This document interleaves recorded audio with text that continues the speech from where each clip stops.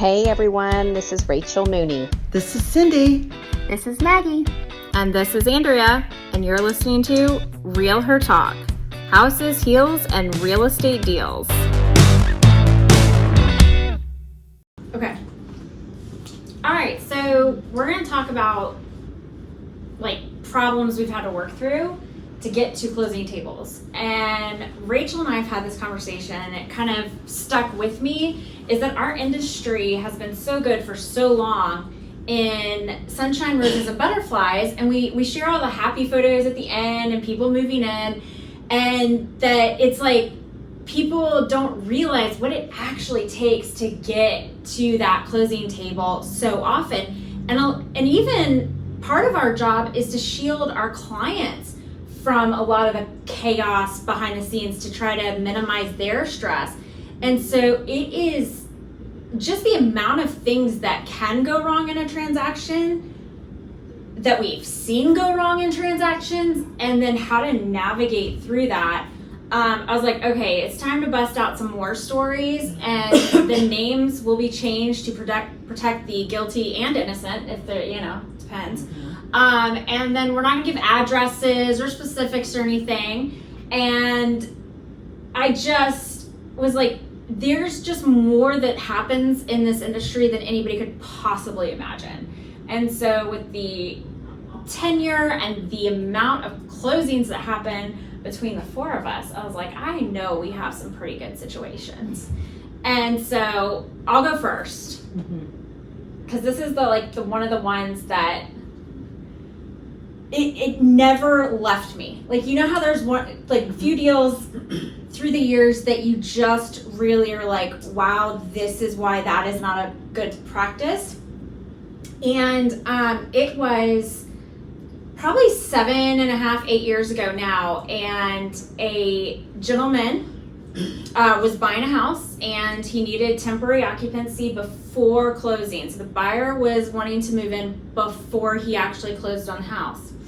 And the sellers had already moved out, so they said that was fine. And he moved in with his wife and the stepdaughter. So the kids were not his, they were hers, but they all moved together. Now, but the only purchaser is him. So the contract is with him. And a week, 5 to 7 days before closing, he gets killed in a car accident. And so now you have an entire family who is now dealing with a very untimely loss of a family member, because he was not, the guy was in his mid-40s. This was not, somebody in their 80s or 90s even. This was very untimely. So the family is grieving. We represented the seller. And unfortunately, now the seller, who still needs to sell the home, has people that now live in the home, and there's no contract with that person. What a mess. And so, and it's nothing anybody could predict.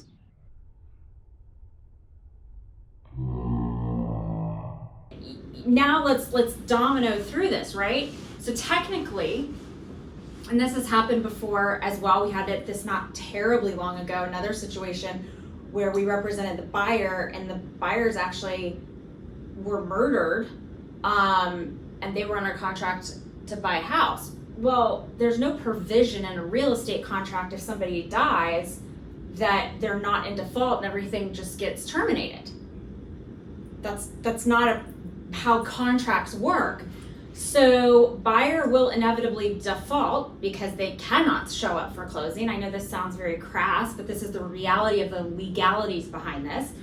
And so the buyer couldn't go to the closing because he had been killed in a car accident. And so they had to wait for the default to happen. Then the seller could terminate the contract. Then they had to go through the process, because earnest money does not necessarily just immediately go back to, you can let Olivia, Seth can edit this out. So if it jumps, you guys will know why.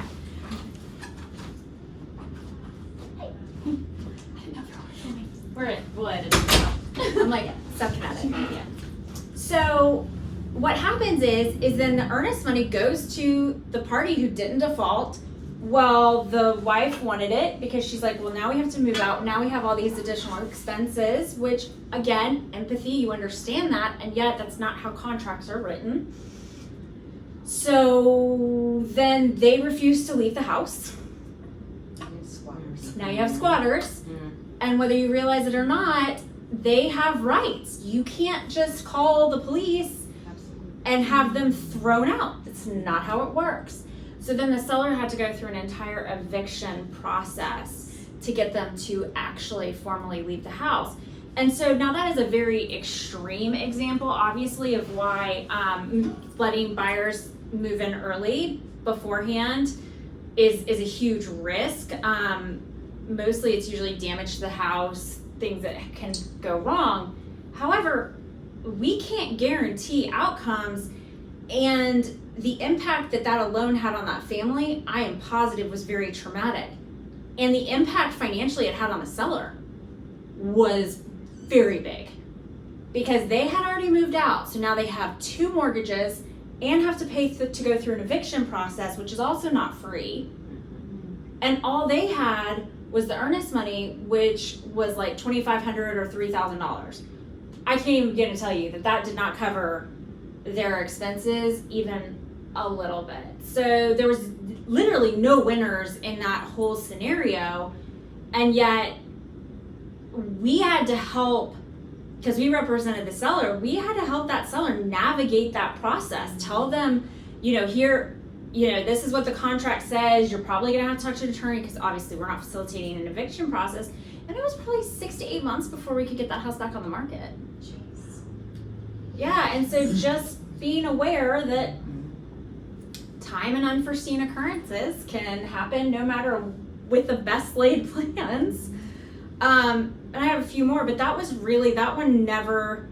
has always stuck with me, because you really couldn't foresee any of that. Yeah, you couldn't see that coming. No, you couldn't see it coming. There was nothing that the agent could have done differently or better, or literally anything to be like, okay, well, here's how you prevent that in the future. Yeah. I'm sorry. There was no, like, wow, you did a bad job. It was more like, this is just all bad. It is all bad. Yeah. So. Karma. Uh-huh. Mm-hmm. So yes. All right. So who else has something? Well, maybe along the lines of that, but something that I didn't think about, that sometimes I'm thankful for my husband Joe, and also for everybody else. But we're investors, and so we flip. And back in 2020, it was pre-COVID, we had bought a house in the town we lived in. Great house. I think we bought it off somebody was wholesaling it. We bought it from them. It was probably one of my favorite kind of flips that we did. I remember going into the first time, and I say a rat, but it was probably like a mouse. Like, we were standing in the kitchen with our partners, and she starts screaming, and I'm like, what? Anyways, but we got it flipped, ready to go, and then COVID hits. Anyways, it was just, when it went on market, it was just not the best time. On top of that, it ended up being like one of those domino effects and I think it was like 3 or 4. Well, explain what you mean by that. So this was our flip, so we listed it. The buyers were contingent on their house selling, and they had a contract that was contingent on their house selling. Sorry, I have gum in my mouth. Maybe I should take that out. Anyways, and so it was like 2 or 3 contracts back. Well, 2 things. The first one was the very first contract that basically was the domino that needed to fall. The buyer of, I guess, that house or something like that, something was going on with his lender, and his agent. I love how she looks at you. But this is the thing. It was, I don't know what kind of lender it was. Not a lender that communicates, but then the agent was only doing the bare minimum. So then Joe, who is over here as owner and agent of his own property, he is having to call that lender, y'all, 3 contracts back to try to figure out what's going on. And I remember it was like, basically, I think he ended up sending the guy to another lender of ours that we knew, like got it to close. I mean, I think it may have been Jacob. I can't remember. It's been several years, 4 years. Anyway, so that was one thing that was crazy. So you literally have nothing to do with buyer over there, but you're helping because of that. Because I mean, it impacts your income or outcome. Yeah, but I mean, as owners, like the investors, we needed that sold. Yeah. Well, we ended up allowing our people to occupy prior to closing, and it had a pool. And I remember like Joe not wanting to do not letting them like occupy it prior to closing because he's like, that's too much of a risk. And I was like, it's not really. But he's like, yeah, it is. And I thought, you know what? Yeah, it is. And so I'll never forget that. So like, I'm like, if you ever have a contract that has a pool and you're allowing someone to get into it prior to closing, like make sure you have something in the contract that you are not liable for like someone drowning or something happened. But it's like little things like I don't think of that are not in a contract that you have to add. And so it's, again, why you should have representation that knows what they're doing. So, I thought that was kind of cool. But yeah, that was something maybe creative that we had to do. But then and also contracts and how they don't necessarily cover everything, and you might be liable for something you don't even realize. Yeah, That's true. exactly. Like a pool, and then at that point, if somebody broke in through a fence and got in and drowned, who's liable then too? Right. Like there's so much with that. Like Scary. it's scary. Mhm. Yeah. Yeah. So But it was COVID and nobody was at school. Everybody wanted to swim. Oh, so yeah. their kids Uh-huh. wanted, and it was just one of those. And we're like, okay, we'll just, they did fine with us. But That's yeah, nuts. it was That's nuts. crazy. all right, Cindy, what you got? Well, I'm the money person, so I don't have any people squatting in a house or anything like that. I've been in the business a long time. I do remember that it wasn't my closing, but I went to an attorney's, and before you had to explain this today to an ex-wife why she has to show her photo ID, is because I was sitting at a closing and all of a sudden there's a lot of shouting and stuff going on, and actually it was during the refinance, and the wife that was signing it was the girlfriend.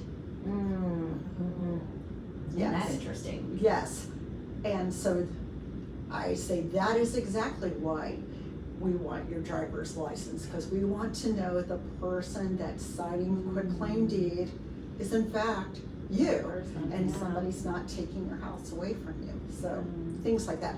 Mine are all giant puzzles on, okay, this is what I got, and how do I craft this into a mortgage? Because I was just doing that today. There were 3 or 4 options, and maybe this person could go on the loan, maybe this person shouldn't be on the loan, and you've been doing all kinds of scenarios and go, okay, here's the best and the easiest way. If not, then here's the second, third, fourth option. Yeah, but you guys are still solving problems. Like, I mean, let's say an appraisal comes in low.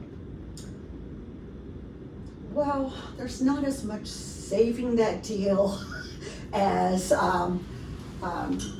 pulling in different people to try to show that that is not an accurate appraisal. But there's very little I do other than pray. Sure, but you gotta know who to pull Yeah. in. I mean, you guys, We you're do. understating how much You do. you do on to keep deals together. Yes, I'm very good at bubble gum and tape to keep a loan together until, but it's not the same, not even close to the same at the end of the day. Yes, they may not get the mortgage they like, they may have to go to a different mortgage, but we're not talking about funerals. Well, hopefully we we're not started that with off. hers. I know, yeah, we should. We're not that great. Yeah, you led with that, I and did. then where are we gonna go from there? Yeah. No, and it's like I have so many war stories, but then too, like you gotta remember, like now at this point, I've got the war stories of like times 300 because I get the stuff Everybody like else. everybody else's, and so yeah, it's yeah. I also find that there have been some deals that I just could not sleep at night, but it's funny, it's like childbearing. Mm-hmm. After it's over, you kind of forget the Yeah, pain you do. involved on it, and you're just waiting for the next. So for mine, I really like, the whole thing is the big puzzle on how I can make this deal work. But what if people aren't truthful with you up front? Like I know that happens. I've seen it. Oh. They paint a picture for you. It's sunshine, roses, and butterflies. Oh, absolutely. But these days, in the old days, it was harder to determine somebody was being untruthful. I'm trying to use all the good words. Untruthful. But now, it's not that it doesn't happen, but it is really hard with all the different tools and access we have to.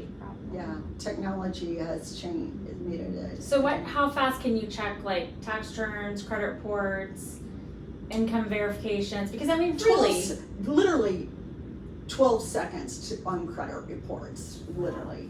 And on tax returns, yes, probably 24 hours we can get a tax return. You've got to get them to sign that you can get the tax return. We're not trying to break any laws, but yes. Income even now is easier to get. Now calculating it is somewhat still a complicated thing because you may have to get 2 or 3 tax years together, and but yeah, I'm not making it. Being a loan officer is really hard work because you are never off. Not one day are you ever off. If you're going to be a good one, you cannot let somebody go to voicemail. And if they do, you need to call them back in 5 minutes or.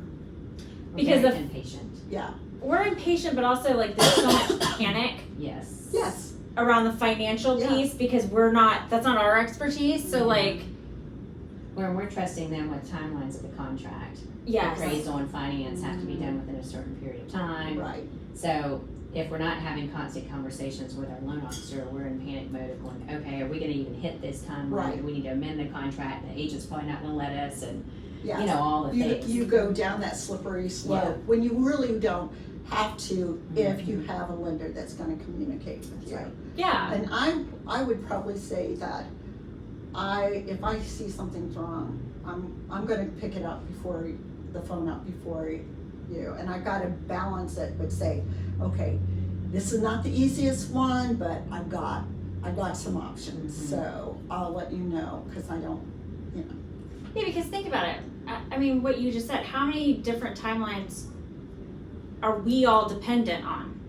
It's not us. We have to watch the dates, make sure that it all gets done on time, but we're not the ones.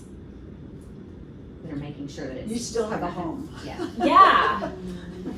Yeah. I mean, yeah, you think about it, even the inspection, getting the inspector out there, we don't control those schedules. We don't control when the appraisal goes out. We can't control when underwriting is done, right? Like, so for us, it is very. Mm-hmm. And because I work for who I work for now, those things don't ever really come up. That's the reason I stay so long with this company or the companies that I stay with, because I don't have to worry about, can I get somebody on the phone? I don't even have to worry because everybody that works with my company, whether or not they're like a subcontractor or not, knows what the rules are, and they play by those rules, and the service, then I can give the best service too. I mean, and that's fair because we all see that is not necessarily the case. Right. Oh, no. Yeah, I mean, okay, seriously. Like when you see, I'm not gonna try to throw anybody in particular under the bus, but you'll see a co-op agent. You already know that that brokerage is like, oh no, they're not known for training. They're not known for making sure their agents know what they're doing. So that starts you off going, oh no. Then you see it's Bob's lender, who you know is a broker who has no contact. They're just farming it out, so there's no control of any kind. And then you see that it's like the contract is missing stuff, the forms are missing stuff, and you're going, oh no, I'm about to have to do my job and their job and everybody in between. You just already know it's not going to end up well, and that's experience. Have y'all ever been proved totally wrong by that? Like it shows up like that and it's been a great... No. It's always extra work and a bad experience. hot And you mess. kind of know it from the beginning based off that offer that comes Oh, in. yeah. You know it's like, okay, this is going to be tough to work through. It's just, yeah, you have to prepare yourself for that. Yeah. And make sure our processes are super buttoned up and that we're on top of what we need to be on top of in order for things to not fall through the cracks and get us right before closing with a big issue. A lot of times it's the client, really.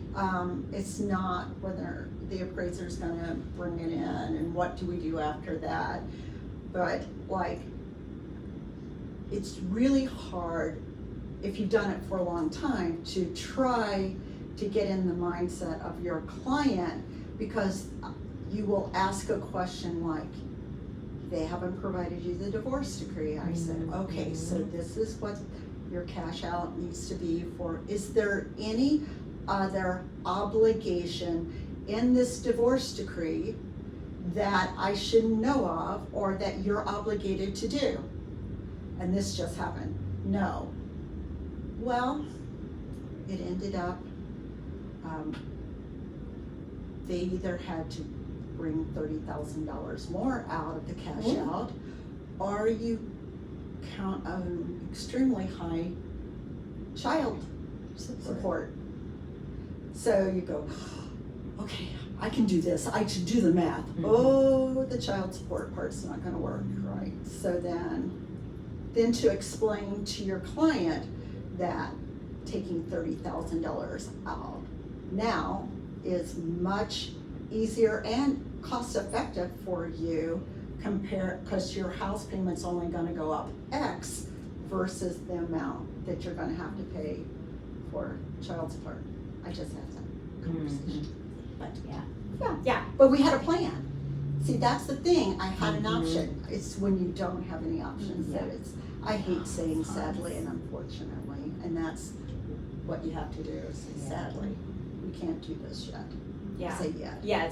We're just not there yet. Yes. Yeah. So stick with me and we'll come up with a plan. Yeah. That's good. All right, Rachel, war story. The only one that comes to mind is the one that happened at Christmas time. Was it with a quiet action title? That was good. Yeah, you got you pulled out a few stops on that I one. had to pull out some stops on that one. And being in real estate for so long, I didn't even really know what I mean, I probably learned it in school at one moment. I don't think that was in real estate school. I swear to you, I do not think it.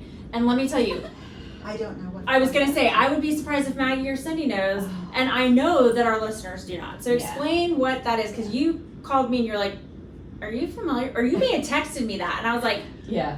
ironically, yes. Yeah. But not frequent. What is happening? Yeah. So yeah, go ahead. So I was representing the seller in a neighborhood here locally, and he had bought this house pre-recession years ago, like 2007, like a long time ago. Well, there was a lot next door to his property that was vacant, and it had a tax. It was a tax sale. So he bought it as a tax sale years ago. I don't know, he paid $1,500 for it or something, you know, because he didn't want anybody to live next door. Well, we get his house under contract. I'm representing the seller. The closing attorney, which was the buyer's closing attorney, so it wasn't anybody that I was familiar with, which was kind of like a Bob Joe country man. Always so rough. And we're not, the lender's calling, or the agent, she's like, listen, we're trying to get title. I'm like, okay, let's figure out what's going on with your closing attorney. And the attorney, we finally got in touch with the closing attorney, and this was like 5 days prior to closing, and right around Christmas time. So we finally get in touch with him. They say, well, your seller didn't do what was right, and you have to file a quiet action title. And I was like, what does that even mean? Like, I've never even heard of this, quiet action title. Well, apparently, if you buy a piece of property in the state of Georgia, and I don't know if it's any other state, but here in the state of Georgia, if you buy a piece of property as a tax sale, you have to have it basically giving notification to all parties everywhere that this thing is being sold. And that notification goes out into the public, and it's there for a period of time, and somebody can come along and say, hey, no, that's my piece of property, you know, we're not interested in selling it, or that's my dad's property, or whatever. So it's basically like giving notice that this piece of property is being sold. Well, when he bought the property back in a recession for the tax sale, he used an attorney in North Georgia who skipped that entire process because they didn't think they had to do that. And so when I brought it to him, I'm like, listen, you were supposed to have a quiet action title done. We don't have the appropriate title. It can't be attached to the title of the house. It's two different deeds. We can't do this. And he was in such an uproar because he was determined that he had done everything right, because he thought he did everything right. Years ago, he went through the process, what he thought was accurate to get this. And hired an attorney. And to hired his an attorney. credit. Yes. He didn't just try to like figure it out himself. Yeah, no, he hired an attorney. The attorney said that they did everything. And so I had to literally go back and chase down that attorney, which was still around. I had to go back and chase down that attorney to figure out why they didn't. But then this takes us all the way up until like 24 hours to closing. We didn't even know if we were closing or not, because title hadn't been approved and back over to the underwriter and everything checked off. So we were literally trying to figure out how could we get this done prior to closing, and everybody was saying it's 6, 7, 8 months process. Like, it's not a quick, easy fix. You have to go through the appropriate measures to get this done.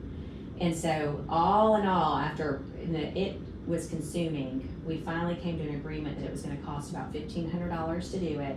And so my seller had to come out additional $1,500 to get to closing, to give to the buyer, so the buyer could take over and do that at closing. Yeah, because when we talked, you were like, what are the options? I was like, well, sever it, because it was two different pieces of property, but then the loan had been completely done on the full amount. Yes, and the appraisal was done on the full amount. That was the only thing that actually held it together. Yeah, because otherwise it was just like, we'll just chunk it, because you can sell the house separately, but then we couldn't, because then you were right back starting over again with appraisal, underwriting, everything. And so it was nerve-wracking. And again, I was like, I've never even heard of this. What, in 25 years in the business, you think that you've heard of everything and you know all the situations, and when they threw it at me, I'm like, I don't even know what y'all are talking about. Like, this is not even now moving forward, anybody, right? Learning lesson is, did you buy a piece of property at a tax sale, and then did you go through the appropriate measures? Because this is something we're gonna have to jump moving forward. Yeah, and even when you do the quiet action title, what actually happens too is they have actually a certain amount of time, even after you've purchased the property in the tax sale, to come back, pay you off, you get made whole, and you get like a interest, but they have a certain amount of time. And so there's a process, and that's where that advertising and everything comes in, because you can't just quietly whisper it and be like, I think I've heard of it. Didn't know what it meant. I don't know when or where, but like the whole process sounds familiar. Like, you have to advertise it, but again, I don't know why. But I have heard of it before. But people do buy things at tax sales. Like, it's not that it's completely uncommon, but the Georgia happens all the time. Process is pretty extensive, and it's not a it's like they said, it's like months it has, and then they, even after you've done the quiet title, they have X amount of years that they can even come back. So like it's not like totally done, I think, until like 2 years after you've gone through the process. Don't quote me on timelines, but it's pretty extensive. Don't build anything on it. No, Yes, yeah, that yeah, is don't do correct. that. Don't do that. So yeah, no, But now that was it's rough. done. It's Like done. now We got the it to new closing. seller won't have to, or the buyer. Yeah, the Well, as buyer long as the now buyer does the process and does it Okay. correctly and goes through will be okay everything. with getting it sold. So if will it always have to do that? So every, no, so just once, one time. one time, okay. Yeah. Per property, Mhm. not per like person that owns it. Yeah. Just No, one property. Just But per time, like if that same property got, Another tax lien. Another, Started it. yeah. it would be another process. But yeah, so yeah, that was, yeah, I was like, yep, that's above our pay grade. That's called Yeah. attorneys, and somebody made a mess somewhere along the line. And I don't know that if I wouldn't have gone through, like, starting to jump those hoops, I don't think the other parties would have done it. I think she would have backed out. I think she would have told her buyer, just back out. This is too messy.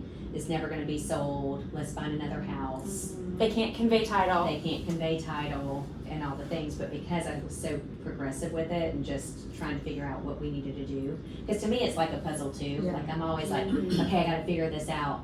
With the divorced one that my client lost the $5,000 on a few months ago, it was the same thing with her divorce decree. The underwriters came back and they're like, hey, we need a copy of that. Well, the lender is like, well, you're just gonna have to wait until it comes in from the judge, right? And we're just gonna have to wait through the process. I'm like, wait a minute, no. What county is this in, and where do we go? So I picked up the phone, called, got a guy on the phone. He's like, actually, it's right here. I can make a copy of it. I called my client. I go, listen, get down there and get it before 5:00 p.m. and let's get this thing over to the attorney's office or to the underwriters.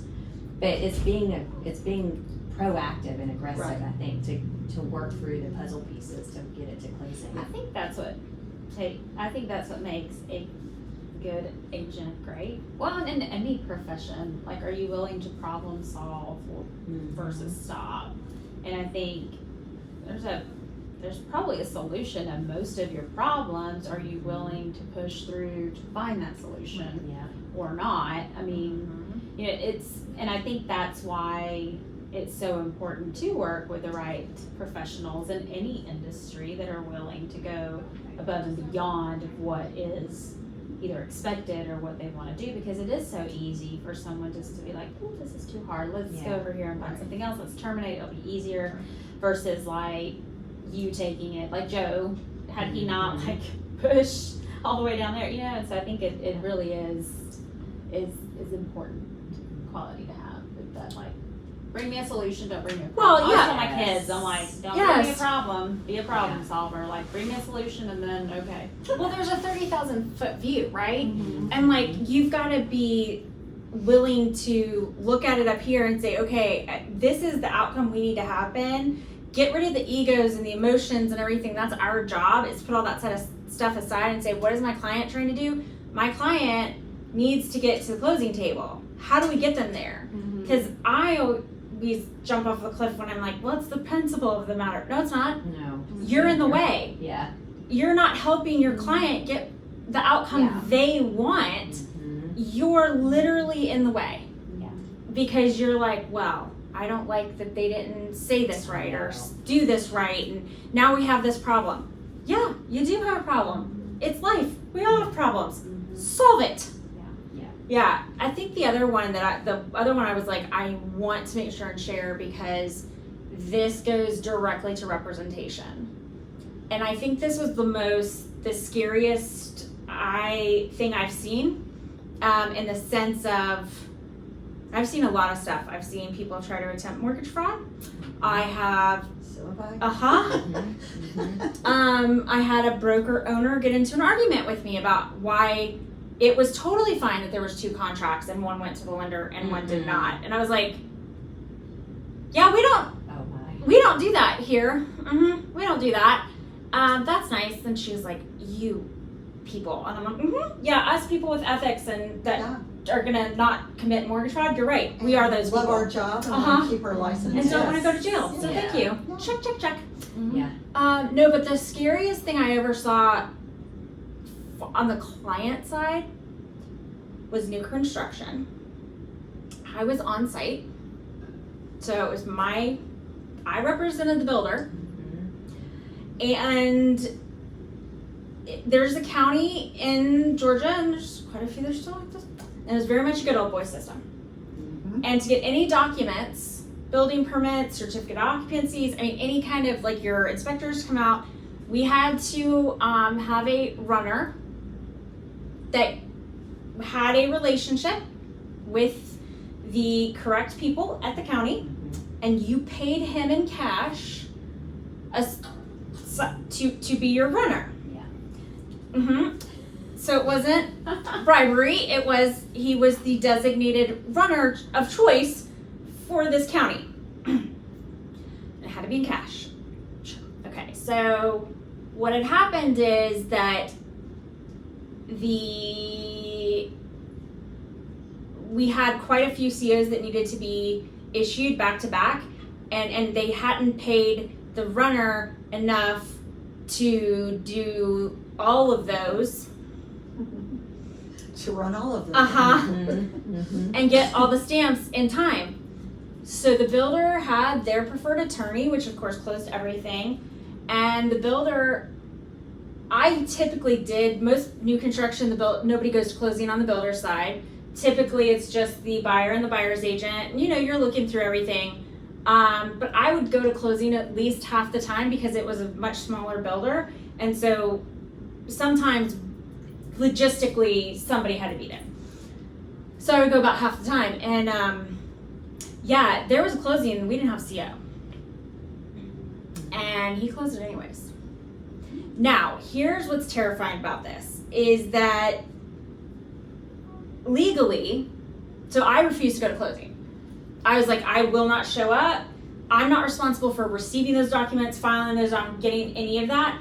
But I also know that we don't have it for this particular part, so I will not go. I will not lie. I will not sign a dadgum thing. I will not do that. I will not go. And so the attorney knew, because that certificate of occupancy was not in that file, which they do have to provide a copy of the certificate of occupancy to the buyer. Buyers do not know this. Well, here's why this is so important. Because the buyers went, purchased the home, close on it. They go and move their stuff in. If anyone had driven by and seen that, they would have been thrown out of their own house. They can't even move so much as a pair of shoes in there. And you would have gotten it's not like condemned, but it's like you would be prevented from entering your own home that now you have closed on, you own, and you have no right to live there, per the county government. Now, what I will say is that the CO came in before 5 o'clock that day. Those buyers closed on a house that had no certificate of occupancy. They never knew, and I was like, I will not be a part of this. Yeah.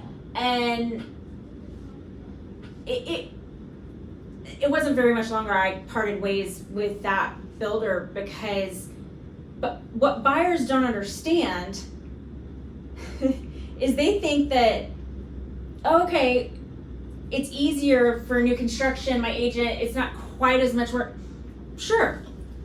And new construction, let me tell you, those permit inspections, you need a pre-drywall Yes. inspection. Just because they've got even a certificate of occupancy doesn't mean that everything was built to code. Right. Doesn't mean that there's not mold in your walls. Doesn't mean there's so many things that can be hidden from inspectors, or there could be runners involved that are getting paid. And there's been plenty of instances. I mean, my goodness, go Google like county officials that went to jail over all kinds of stuff.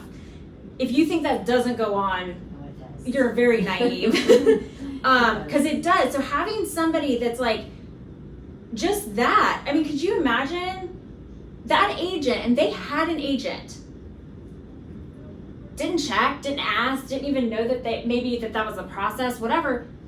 You literally could have owned a house, and it was let me be clear too. This was back in 2004, 2005. This was a $650,000 house. This is not a $200,000 house, $250,000 house. This is a $650,000 house, which today they sell for over $1 million. And you now paid over $1 million for a house that you are literally barred from walking into. You tell me that having the right agent doesn't matter. Right. Yeah. And I watched that happen and was just wanted to vomit. And prayed the other agent was going to do her job, and she did not. She didn't. She just assumed that the builder, Sure. everything was given. And she assumed that the attorney had what they needed in order to close. Sure. And the lender didn't do their job. I know, I was like, oh, lender Yeah, should the lender should know that too. Yeah. Maybe they use a the preferred lender. Preferred lender. Yeah. I was gonna say preferred lender. Yeah. Preferred closing attorney. There you go. So the only representation you have in that, what y'all are giggling about, because it's true, you go on site, they have their attorney, they have their preferred lenders, and those preferred lenders, it's that account and those loan officers under it, everything is assigned. So that person's livelihood is tied to that account. Mm-hmm. And you think that there's not some sort of loyalty there? Come on. Mm-hmm. Yep. So yeah, tell me that you don't need representation. Mm-hmm. Yeah, no, like I said, it was not a cheap, junky house. No. Yeah. And that's a story that needs to get out to everybody. You know. Yeah, and I'm careful with that story. Like I'm telling on a podcast, and I would never name names, and that builder is no longer in business because they went out during the recession. But yeah, no, it had nothing to do with them getting caught. Oh, well, never mind. No, so that kind of stuff, there's so much shady stuff that happens on that side of it. Your representation does matter, and we know personally, locally, where there are agents that their whole business model is just to walk in, be there to write the contract, and then they never go back, and they just go to closing and pick up a check. Mm-hmm. Well, hope there's no easements on your property that could cause a problem later. Hope that there's no permitting issue. Good luck. Mm-hmm. I mean, right now, my house cleaner, she's amazing. I don't even want to say she's my house cleaner because she's like the woman should be sainted. Like, she's just the Yeah, most. she does your laundry and everything. You Oh, got a she good one. does. She does my You got a really laundry. good one. She'll offer to cook us dinner. No, I need to have her name. She has one slot open Does she? right now if you want her. She's amazing. Yeah. Literally amazing. And so she bought new construction. And now I won't say this is the agent's fault because there's no way they could have known. But it had a big retaining wall. And it has now the drainage, and the builder's like, yep, not my problem. Sorry that your whole house is about to fall out over. Feels like a you problem, not an us problem. Signed somewhere along in those documents, Mm-hmm. in the warranty information they skimmed through for 2.5 seconds. Yeah. Yeah, and so and you know, homeowners insurance doesn't cover that. No. And those retaining walls are expensive. Yes. Very expensive to put back. Yeah. So anyways, okay, so what other good stories? I was like, I know that was a doozy. Mine sucked the life out of the room. They're like, Yeah, these that are was funny. Funny ones. Yeah. Okay, I got a good one then. That's funny. A buyer insists on going with the inspector up into the attic. Oh, we just had one of these. What did Yeah. Yeah. Insisted. Fell through. Fell through, but she fell through over the beam, so her legs went like this and were dangling through the ceiling like this. Best part is she terminates the contract because the home is damaged. Oh gosh, because she damaged it. And then she wanted her earnest money back. And here is another side note. You cannot deduct repairs needed from what the buyer damages out of the earnest money. You have to go after that separately. Gosh. So yeah, fell through the ceiling, but then wouldn't close. At least yours Yes, closed. ours closed. Yeah. Yeah. Yeah, they fell through the warning of the walkthrough. Yeah. Going to right through. Wow. Right through that thing. I don't ever And it was know. the listing agent was out of her office. Thank goodness. Oh, So, Yeah, because you guys made it work. You're like, Yes. it's okay. yeah, We got this. Figure this out. No, it just, we did take a That picture was of the the ladies. honest closing though, 'cause You didn't even know. I did not know. Yeah. It's better I don't know, because literally, if I know, we're lending on. Right. Yeah, there's leg holes. No,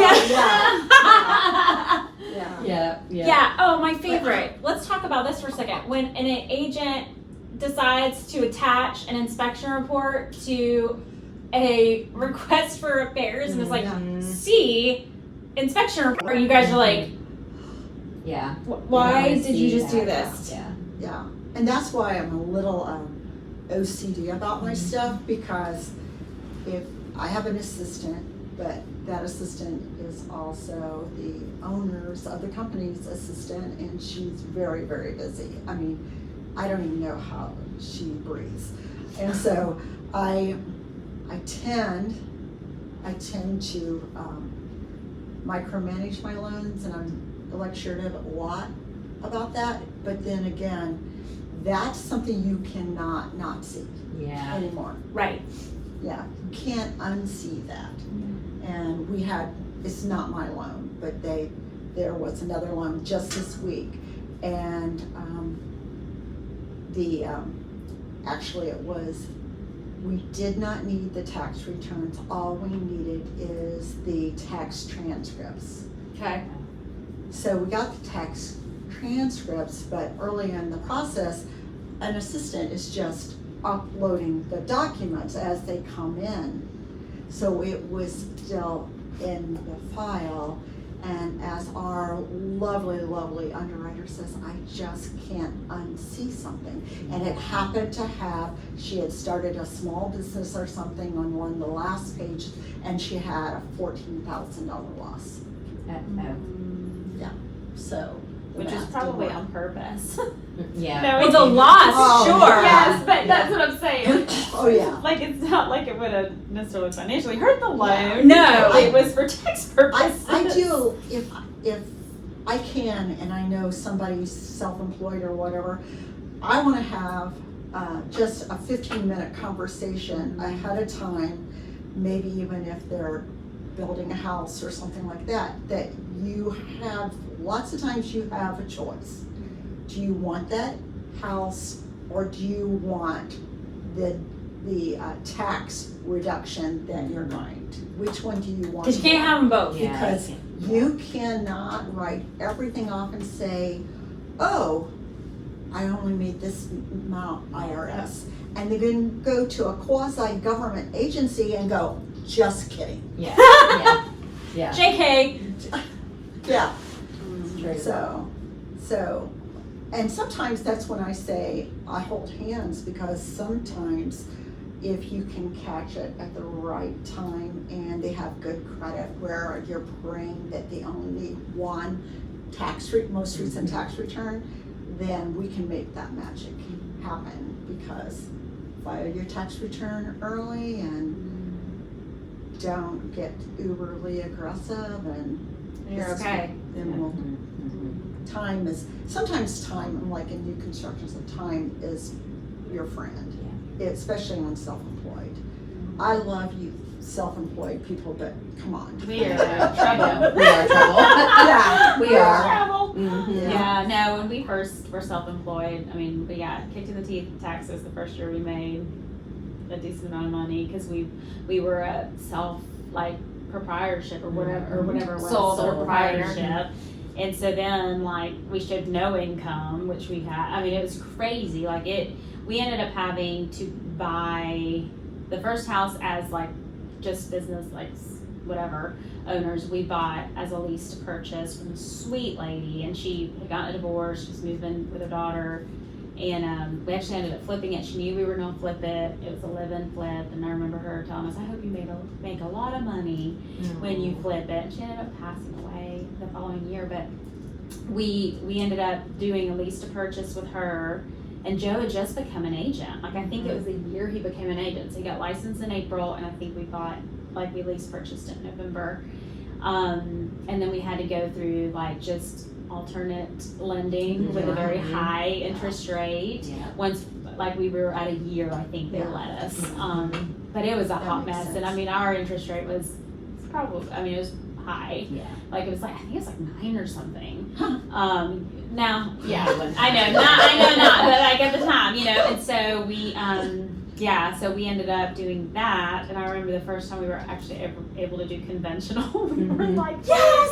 Yeah. But we just didn't know, we were young, and we owned our own business for years, and so, It's better to own property. Yeah. It is, but now we know how to adjust our taxes, what to have LLCs, to have like what you have to be in and how your taxes need to Yeah. look so that you can show income, so that you can Right. buy properties and buy a car or whatever you need to do, right? And so, yeah, we definitely needed a class on Mhm. taxes and how to set yourself up to actually own They don't teach any things. of They that don't stuff. teach any of that Mm-hmm. in high school, so. I don't teach you anything that you actually need in high Oh, school. gosh, no. Olivia didn't even know how to write a check.